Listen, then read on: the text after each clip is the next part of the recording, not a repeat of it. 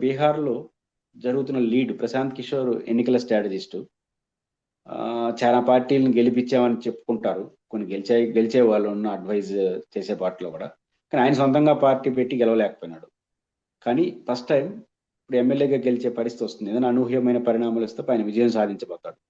ఇది హ్మ్. చాలా పెను సంచలనంగా దేశంలో మారే అవకాశం ఉంది. రీజన్ ఏంటంటే ప్రశాంత్ కిషోర్ లాంటి పర్సనాలిటీ గెలవడం మాత్రమే కాదు.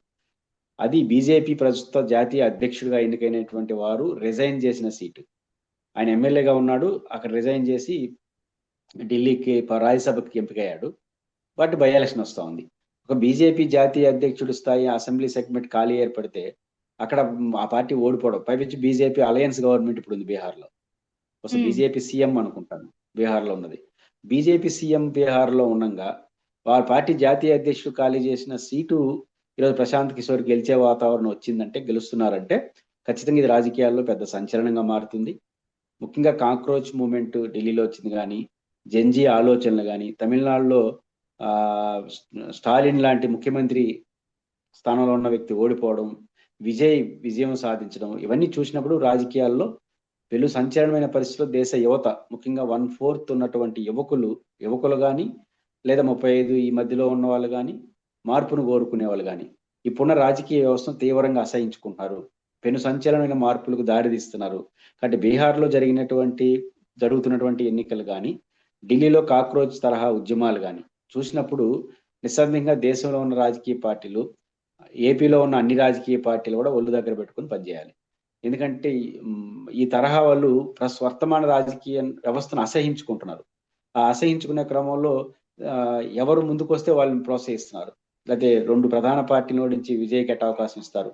ఆయన చాలా 90% అసెంబ్లీ సెగ్మెంట్‌లో ఆయన ప్రచారం కూడా చేయలేదు. అయినా విజయం సాధించాడు. అంటే కొంత ఒక సెక్షన్ ఆఫ్ పీపుల్ తీవ్ర కోపంతో ఉన్నారు ప్రస్తుత సిస్టమ్ పైన. కాబట్టి పార్టీలు దీన్ని పునరాలోచించుకొని వాళ్ళ నడకను, వాళ్ళ కార్యక్రమాల తీరును పరిశీలించుకొని వెళ్ళకపోతే మాత్రం ఖచ్చితంగా ఈరోజు బీజేపీ జాతీయ అధ్యక్షుడికి ఎన్నికైన నియోజకవర్గంలో జరిగిన రిజల్ట్స్, తమిళనాడులో ముఖ్యమంత్రి స్టాలిన్ ఓడిపోయిన రిజల్ట్స్ పునరావృతం అవుతాయి. కాబట్టి మా పార్టీలు మాకు 40% ఓట్లున్నాయి, వాళ్ళకు 40% ఉన్నాయి. ఈసారి వాళ్ళు, వచ్చేసారి మేము, ఇంకొత్త వాళ్ళకి ఊరికి అవకాశం లేదు అనేది పోయింది. ఖచ్చితంగా ప్రజలకు అవకాశం వస్తే చివరకు నోటాను కూడా గెలిపించే పరిస్థితికి వచ్చేసినారు. కాబట్టి ప్రభుత్వం సీరియస్‌గా అన్ని పార్టీలు ఈ 2 మూవ్‌మెంట్స్‌ని మనం ఎందుకు గమనించలేకపోతున్నాం? కాక్రోచ్ తరహా ఆందోళనలు ప్రజల్లో యువకులు వస్తే మనం ఎందుకు గమనించలేకపోతున్నాం? దానికి అనుగుణంగా మన పార్టీని ఎందుకు మౌల్డ్ చేసుకోలేకపోతాం అనే హెచ్చరిక అయితే మాత్రం బీహార్ ఎన్నికలు ఇస్తాయి. సుదీర్ఘమైనటువంటి రాజకీయాల్లో మనకు భిన్నమైన మార్పుల్ని తీసుకొస్తున్నారు. సీజేపీ ప్రభావం ఎంతవరకు ఉందంటారు? సీజేపీ ప్రభావం ఎంతవరకు ఉందనడానికి కేంద్ర మంత్రి రాజీనామా చేశాడు. ఈ 12 ఏళ్ల కాలంలో కేంద్ర మంత్రి పైన అనేక మంత్రులపైన కాంగ్రెస్, దేశంలోని చాలా పార్టీలు ఆందోళన చేసినాయి. రాజీనామా ఒక్క రాజు డిమాండ్ రాజీనామా. కానీ ఒక్క మూమెంట్‌కే రాజీనామా చేశారు. రీజన్ ఏంటంటే పార్లమెంట్‌లో వాళ్ళు ఏమో చేస్తారని కాదు. దేశంలో ఉన్న యువకులందరి పట్ల బీజేపీ పట్ల వ్యతిరేకత వచ్చేసింది. ఇప్పుడు గాని రాజీనామా చేయకపోతే మొత్తం మన మెడకు చుట్టుకొని మొదటికే మోసం వస్తుందని భయపడి ఒక పొలిటికల్ కంపల్షన్‌లో రాజీనామా చేసే పరిస్థితి వచ్చింది. అంటే కేంద్ర ప్రభుత్వాన్ని ఒక సాధారణ మొన్న వచ్చినటువంటి కాక్రోచ్ జనతా పార్టీ ఒక చట్రం లేనటువంటి పార్టీ భావోద్వేగంతో కొట్టుపడేసింది. పార్లమెంట్ ముందు స్తంభింపజేసి చివరకు కాంగ్రెస్ పార్టీ జాతీయ అధ్యక్షుడు రాహుల్ గాంధీ గారు ప్రధానమంత్రి ఇంటి ముందు ధర్నా చేశాడు. ప్రియాంక గాంధీ గారు వెళ్లారు. అంటే ఈరోజు రాష్ట్రంలో డీఎస్సీ పైన వైఎస్ఆర్ కాంగ్రెస్ పార్టీ ఆందోళన చేస్తా ఉంది. కాబట్టి దేశంలో అన్ని రాజకీయ పార్టీలు కాక్రోచ్ గురించి, జెన్‌జీ గురించి మాట్లాడుతున్నాయంటే ఆ ఉద్యమం ప్రభావం ఎంత బలంగా ఉంది అనడానికి ఇంతకు మించి నిదర్శనం అవసరం లేదు.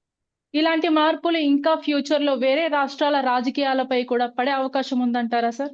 అన్ని రాష్ట్రాల్లో ఈ ఫీలింగ్స్ ఉన్నాయి. కాకపోతే మనకు వ్యక్తం కావు. ఇప్పుడు అనూహ్యంగా అభిజిత్‌తో ఎవరో వచ్చి ఊరూరా తిరిగి పెడితే వచ్చిన పార్టీ ఇది. సోషల్ మీడియా కేంద్రంగా అమెరికా నుంచి నడిపేసినాడు. అంటే భావజాలం సమాజంలో ఉంది. దానికి ఆయన ముందు నిలబడ్డాడు, వెనకాల కూర్చున్నాడు.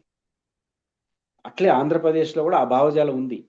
బట్ ఎవరు దాన్ని లీడ్ చేసే ఒక వెపన్ దొరికిందంటే మరో మాట్లాడకుండా వెళ్ళిపోతారు. అంటే వాళ్ళ మీద నమ్మకం ఉండాలి. ఆ మూవ్‌మెంట్‌కి రిప్రజెంట్ చేస్తాడనేసి. కాబట్టి విజయ్ మీద ఆ నమ్మకం వచ్చేసింది. డీఎంకే, ఏడీఎంకే ఇద్దరిని ఓడించేసినారు. కాబట్టి ఆంధ్రప్రదేశ్‌లో కూడా అలాంటి నమ్మకం కలిగించే ఒక లీడర్ గాని వచ్చాడంటే 2 పార్టీలకు ప్రమాదమే. వైఎస్ఆర్ కాంగ్రెస్ పార్టీకి, తెలుగుదేశానికి.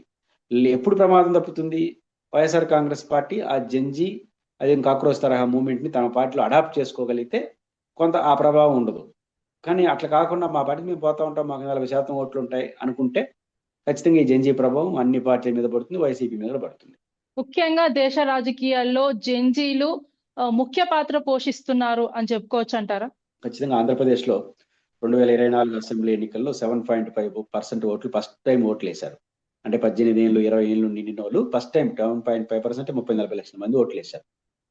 30 లక్షల మంది ఏకపక్షంగా వన్ సైడే వేసినట్టున్నారు పవన్ కళ్యాణ్ గారు వాళ్ళ ఎఫెక్ట్ వల్ల. అంటే అర్థం ఏంటి, దేశ రాజకీయాల్ని ఇప్పుడు ఉదాహరణకు 2014 ఎన్నికల్లో 5 లక్షల ఓట్లే తెలుగుదేశానికి వైసీపీకి మధ్య గ్యాప్. తర్వాత 2019లో 20 లక్షలు 18 లక్షలు ఉన్నాయి తేడా. ఏకంగా 30-40 లక్షలు కొత్త టైం ఓట్ ఫస్ట్ టైం ఓట్లు వేసినారు. వాళ్ళందరూ ఒకవైపు తీసుకునేశారు. అది ఖచ్చితంగా ఏదో ఒక రాజకీయ పార్టీని ఓడించేస్తుంది కదా. కాబట్టి ఖచ్చితంగా జెన్జీ ప్రభావం ఆంధ్రప్రదేశ్ మీద ఉంది.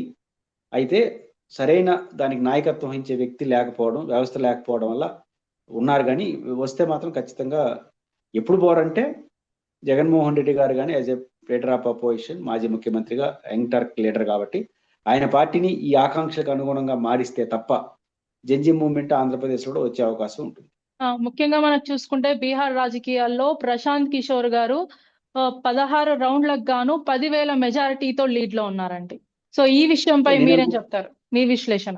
ఖచ్చితంగా బీహార్ ఎన్నికల్లో ఆయన సొంతంగా పార్టీ పెడితే గెలవలేదు. కానీ ఈరోజు జెన్జీ ప్రభావం పడడం, కొత్త వాళ్ళు ఎవరు వచ్చినా ప్రోత్సహిద్దాము అనే ధోరణి రావడం వల్ల అదే ప్రశాంత్ కిషోర్ గెలిచిపోతున్నాడు. తను సొంతంగా పార్టీ పెట్టి ఆల్టర్నేట్ అవుతున్నట్టు గెలవలేదు. తను చాలా రాష్ట్రాల్లో గెలిపించినాడు, పార్టీలు అనే పేరుంది. కానీ సొంతంగా తాను గెలవలేకపోయినాడు. కానీ ఇప్పుడు ఎందుకు గెలుస్తున్నాడు? దేశంలో ఒక జెన్జీ ప్రభావం, కాక్రోచ్ తరహా మూవ్మెంట్ ప్రభావం. ప్రధాన రాజకీయ పార్టీలు ఓడించే వాళ్ళు కొత్త వాళ్ళకి అవకాశం ఇవ్వాలి. ఈ లైన్ తీసుకున్నారు కాబట్టి ఈరోజు లీడ్లో ఉన్నాడు. మరి ఆంధ్రప్రదేశ్లో కూడా రేపు తెలంగాణలో కానీ ఇంకో చోట కానీ ఇప్పుడున్న పార్టీలు ఏమి మారకుండా ఇలా అట్లే ఉంటే కొత్త వాళ్ళు వస్తే 2 పార్టీలు పోతాయి. కాబట్టి ఖచ్చితంగా ప్రశాంత్ కిషోర్ గారి విజయం అనేది దేశ రాజకీయాల్లో ఒక సంచలనం, అన్ని రాజకీయ పార్టీలకు ఒక పెద్ద హెచ్చరిక.